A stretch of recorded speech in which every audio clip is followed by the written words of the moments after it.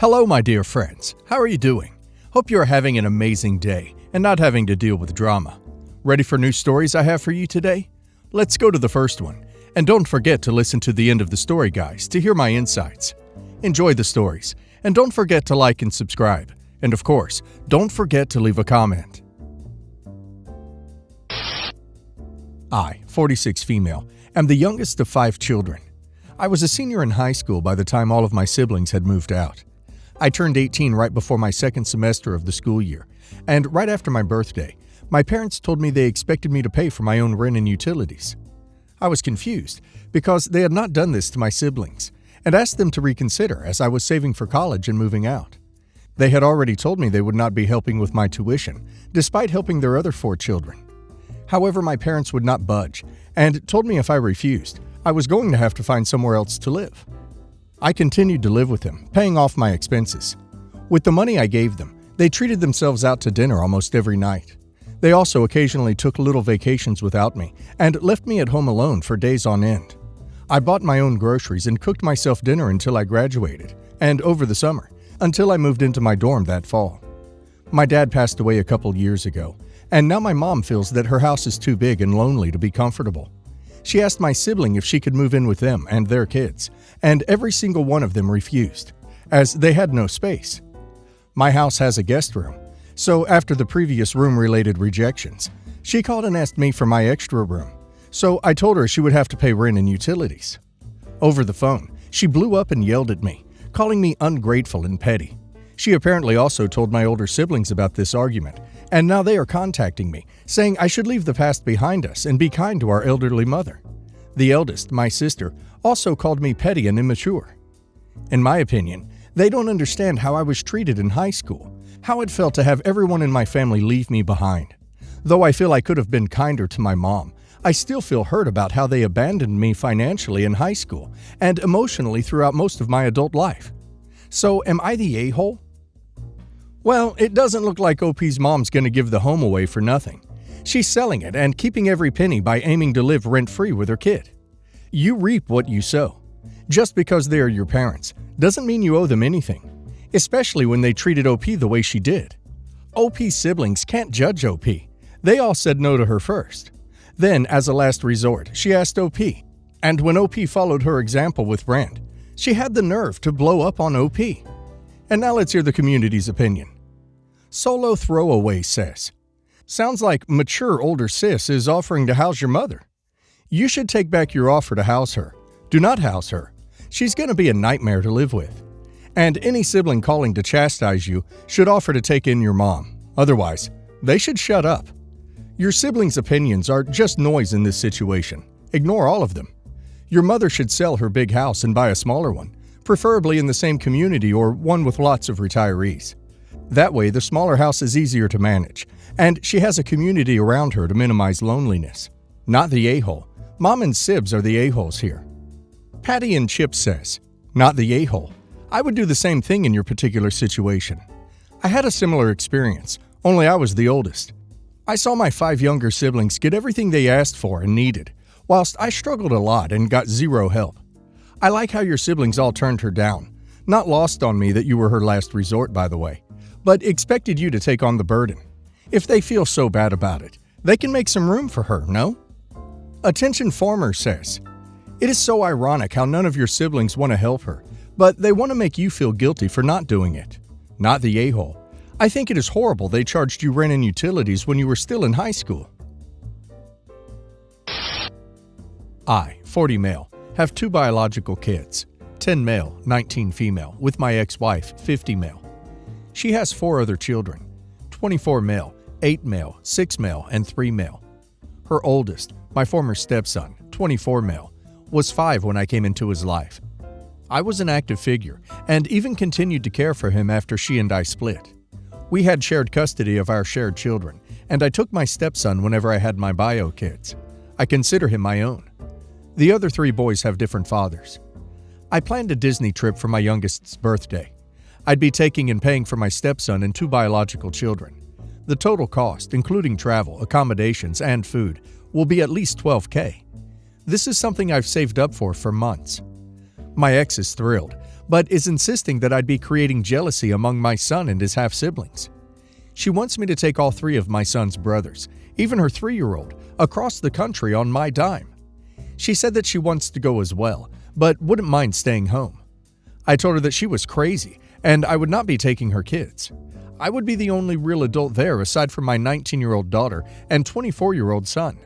I'm not going to ask them to spend their vacation babysitting. Our son had a birthday party prior to planning this trip, and his 3 half-brothers were all invited and present. I paid for everything, and even kept them all for a weekend because my ex claimed she had to work extra shifts. Turns out, she was actually out drinking. I paid child support for our son. I make sure that he is fed and clothed. On top of doing my duty as a father, I've also paid for her other children's meals, because I can't just send her money for my son to eat and let them go hungry. I've paid for their Christmas presents so that they don't feel left out. If those boys need something, it comes out of my pocket. Every other week or so, I'm buying diapers for another man's child. Their deadbeat dads contribute nothing. I don't want to make these other kids feel less than, or like they aren't being included. But the simple fact is that they're not mine, and I don't have the money to take them to Florida for a week. I have no issues taking them out for an occasional dinner or movie when I do something special with my son. If my ex were willing to pay, I'd take the 6 and 10-year-old. Am I the a-hole for this?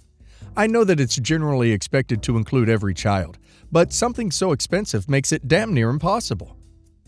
Not OP's kids, not OP's responsibility. OP is already doing way more for her kids than OP should be. Travel is expensive. Disney is expensive. There is no way anyone should expect you to pay for their kids to travel to Disney on your own dime. That is ridiculous. Doug Caucus says, "Not the a-hole. You're already going way above and beyond for those other 3 young kids that aren't yours. You have to draw the line somewhere." She Who Knits says, "Not the a-hole, and quit giving this woman extra money for the other kids. You've created expectations, and that's why she acts entitled. You're not an ATM. Quit acting like one." Interaction number 9110 says, "She's trying to get a free vacation for the other kids and some bonus mommy time for herself. It's a no. And she can spend the money to take them and your kid whenever she wants to." My boyfriend and I, both 25, went to the same high school. My boyfriend was talking about our high school days. He thought high school me would have been thrilled to date the popular guy because I was a nerd. Mind you, we're 25 and it's 2024. I played along for a bit until I realized he wasn't joking. He literally thought that. I told him that I didn't know he existed. He was surprised and said that he was a popular kid. He played football and was in the popular crowd. He said that I must have been lying. I told him that the nerds never cared about the popular kids in high school because we were fiercely competing amongst ourselves for college admissions. For a backstory on our town, my boyfriend was born and raised there, but I only moved there when I was 13, along with a bunch of other high-achieving kids. That's because an engineering company opened up a branch near that town and brought in a ton of engineers and their families. So it was a sleepy town with a big high school that suddenly got a ton of competitive kids. And I mean insanely competitive. Nobody had time to think about popular kids or really anything but college admissions. I was only getting 4 or 5 hours of sleep a night regularly. Sports like football or cheerleading, which required 5 days a week of training at school, were out of the question. And I saw the same people regularly because we were all at the same classes. So all the drama was contained within that group of 50 to 100 or so students. It paid off for me. I got into a top college and had no student loans. It was literally cheaper than the state school. And despite my auto-generated username, I do have a good job that I enjoy. My boyfriend said I'm lying. I don't like being called a liar. So I literally reached out to all of my high school nerd friends. And yep, they didn't know the popular group and the ins and outs of the dynamics like my boyfriend thought. A few people recognized some names, but like I said, we were really focused on competing with each other. He got quiet when I proved my case. He said I humiliated him and I proved my point, and we should never mention high school again. I talked with his sister, and she said that high school was a special experience for him, and I ruined his memories. Am I the a-hole? It seems like he was trying to make himself feel superior to OP, and OP brought him back down to reality with the truth. It's concerning that he seems to deeply care about meaningless things like high school popularity 7 years later. I think OP is wasting her time with a man who clearly peaked in high school and thought he was doing you a big favor by dating OP. And now let's hear the community's opinion. Nick Too Cool for School says, not the a-hole. I won't echo the peaked in high school thing, cause while it may have an echo of truth, I also think it's reductive. I think it's more important for your boyfriend to realize that the reason nerds bond together in places like high school, and why weirdos, nerds, freaks, geeks self-identify as such despite implied social stigma, is that it's a conscious act of defiance against the notion that their self-worth is solely defined by the dominant social hierarchy. Pakta says, not the a-hole. I also agree with you. I went to a huge high school with around 600 kids in each grade, so 2.4 thousand total. I honestly didn't even know a lot of the kids in my grade, and really just stuck to my group of about 50 kids. We were the emo kids. We could have cared less about any other group of kids, and couldn't tell you if anyone was popular. PK Blaze says, no a-holes. I think being popular in high school gave him an ego, and everyone in his circle knew him. Clearly this wasn't the case, as you and others didn't. Those circles don't really mix anyway. Outside of him calling you a liar, which he should apologize for, it doesn't seem like much of a big deal on either end. My 31 female, husband 32 male, has been killing my houseplants with bleach. I have many houseplants, and even some that were quite expensive and were gifts from my sister. Within the last 6 months, at least a third of my plants have died. I've had houseplants my whole life due to my late mother's own love of houseplants, and I know a lot about plants. The death of the plants didn't seem related to a lack of light, or inconsistent watering, or lack of nutrients, or even root rot. They just died very suddenly. I tried to not let it upset me too much because plants die, and it was not any of the expensive ones. Until now.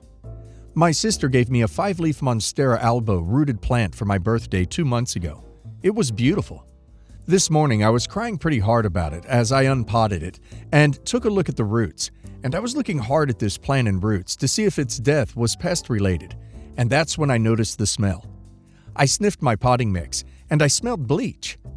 The only other adult person in my home with unlimited and unobserved access to my plants is my husband. I wasn't able to talk to him for several hours, but when I could speak to him, I very calmly, but very directly, asked if he had done something to my plants. He denied it at first. I said I smelled bleach in the potting mix of the albo my sister had gotten me, and that the only person that could have put it there was him, and he caved.